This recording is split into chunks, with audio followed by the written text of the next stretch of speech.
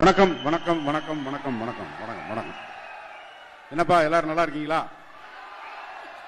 Right, மகிழ்ச்சி மகிழ்ச்சி மகிழ்ச்சி.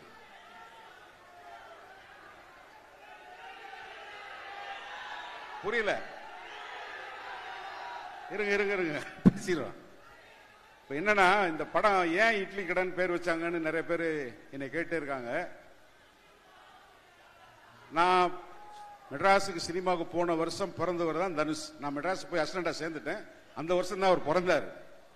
அவருக்கு இந்த மதுரையை பத்தி, அவருடைய வாழ்ந்த வாழ்க்கை எல்லாம் சென்னையிலேயே வாழ்ந்து சென்னையிலே வளர்ந்த பையன். எப்போவாவது லீவுக்கு வந்துட்டு போற ஒருத்தர். ஏன் டைரக்டா தனுஷ்டே வரேன்னா அப்பதான் நீங்க கொஞ்சம் அமைதியா இருப்பீங்க, அதனாலதான்.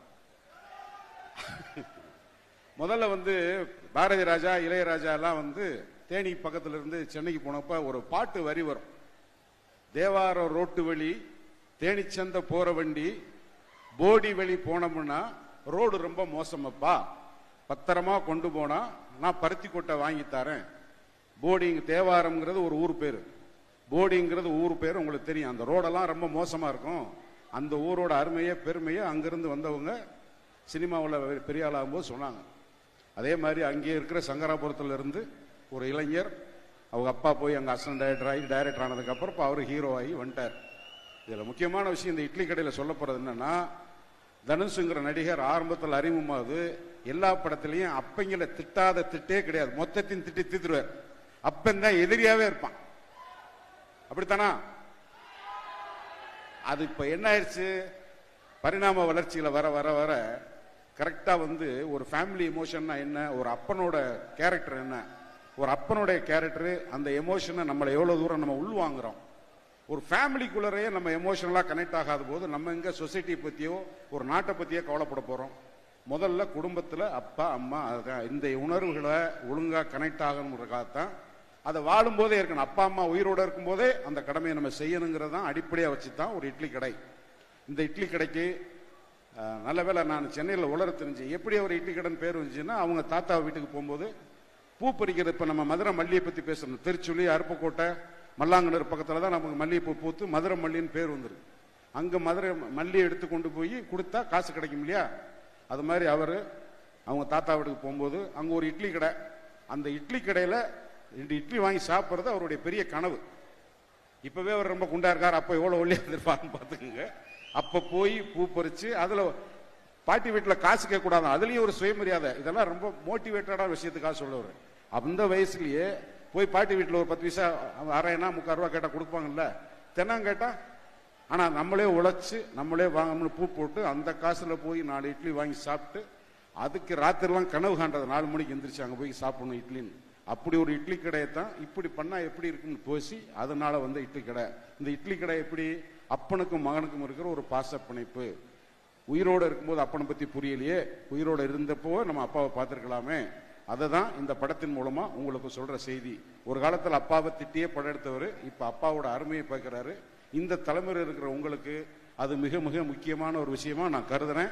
நிச்சயமா இந்த படத்தை நடிச்சேன்ற முறையில எனக்கு ஊதியம் கொடுத்த ஒரு கம்பெனிக்கு வருமானம் வரும்னு நான் பேசுறேன். அதே சமயத்தில் குடும்ப உறவுகளை பத்தி பேசணும். எப்பவுமே தான் இருக்கிற மேடையை முழுசா ஆக்கிரமிக்கிற அன்புக்கும் பண்புக்கும் உரிய திரு பார்த்திபன் சார். கிட்டத்தட்ட பார்த்திபன் சாரோட பிளாஷ்பேக் பேச ஆரம்பிச்சோம்னா, மதுரை மெட்ராஸ்ல ராம் தியேட்டர்னு ஒரு தியேட்டர். அங்க நான் 12C பஸ்ஸுக்கு வெயிட் பண்ணிட்டு இருக்கும்போது சார் ஒரு அப்ப தாவணி கனவுல 2-3 சீன் நடிச்சிருந்தார். சார் பேர் மூர்த்தி. என்ன மூர்த்தி சார், என்ன இளவரசு வாங்க, 2 பேர்ட்டுமே பஸ்ஸுக்கு காசு இருக்காது, சாப்பிட்றதுக்கெல்லாம் காசு இருக்காது. அங்க வடபள்ளியில இருந்து டீனர் வரைக்கும் சினிமா பத்தி பேசிக்கிட்டே நடந்து போவோம். அந்த மாதிரி பல நினைவுகள்.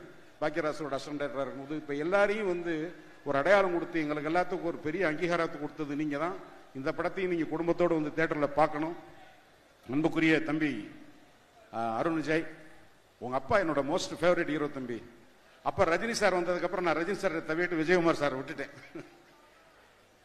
நீங்கள் இந்த படத்துல நம்ம ஃபைட் சீன் பண்ணும்போதெல்லாம் நான் உங்களை ரொம்ப ரீட் பண்ணிக்கிட்டே இருந்தேன்.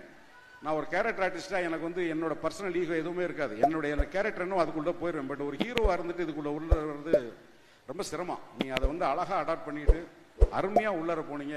வெரி குட் தம்பி. காவியா, போன தடவை உங்களை பேசாம விட்டு ஒரு குற்ற உணர்ச்சி பாருங்க.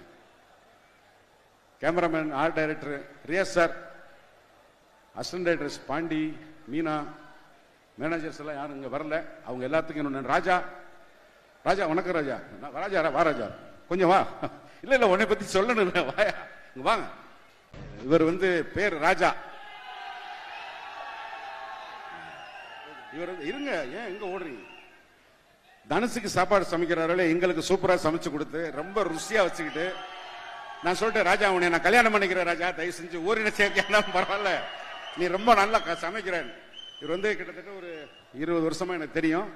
மூலமா வந்து திரும்பி பார்த்தா அவர் என்ன யோசிக்கிறாரு, லுக்கு விட்டா என்ன செய்யறாரு, எப்படி கோபமா இருக்காரு, அத மாதிரி இருக்கிற பெரிய விஷயம். இதே மாதிரி வாழ்க்கையில் நல்லபடியா இருக்கணும். வாழ்த்துக்கள். அவங்கள்ட்ட அறிமுகப்படுத்துற எனக்கு ஒரு திருப்தி. இன்னொருத்தர் இருக்காரு, அவர் எங்க இருக்காருன்னு தெரியல, சுப்பிரமணிய சிவா சார். அவர் உண்மை சொல்றாரா பொய் சொல்றாருன்னு அவருக்கும் தெரியாது, கேட்கறவங்களுக்கும் தெரியாது. ஆனா தம்பி மாதிரி ஒருத்தர் இருந்ததுனாலதான் தனுஷுக்கு வந்து நீங்க ஒரு பெரிய மாரல் சப்போர்ட் பா. அதை வந்து நான் ரொம்ப நிறைய அப்சர்வ் பண்ணி, ஒரு டெக்னீஷியன் இருந்ததுனால 5 நிமிஷத்துல அந்த ஏதோ ஒரு பொருள் கேட்ட வச்சுங்களேன், இந்த ஆண்டிவேன்னா அரை மணி நேரமோ 1 மணி நேரமும் கேட்க கூடாது. நீங்க ஆண்டிவேனா ஆண்டிவே, அது தனுஷுக்கு டைரக்டரா தெரியும்.